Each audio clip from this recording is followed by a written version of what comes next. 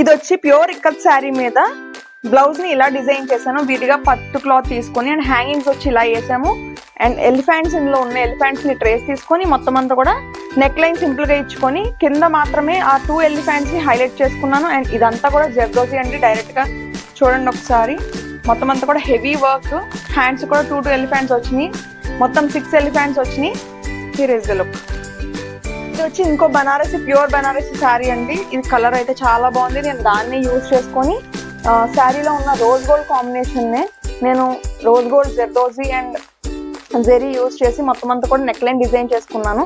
ఇక్కడ చూడండి ఒకసారి. మొత్తం అంతా కూడా జర్దోజీ నాట్ యూజ్ చేసాం అండ్ థ్రెడ్ నాట్ యూజ్ చేసాము. ఇది చూడడానికి చాలా సింపుల్ గా ఉంటది, బట్ చాలా క్లాసీగా నీట్ గా ఉంటుంది. జర్దోజీ నాట్ కి టైం ఎక్కువ పడుతుందండి. నేను ముందే చెప్తున్నాను, జర్దోజీ నాట్ వర్క్ టైం పడుతుంది. అండ్ మొత్తం థ్రెడ్ కూడా అంతా నాట్ వర్కే, దానికి పర్టికులర్ గా వేరే టైం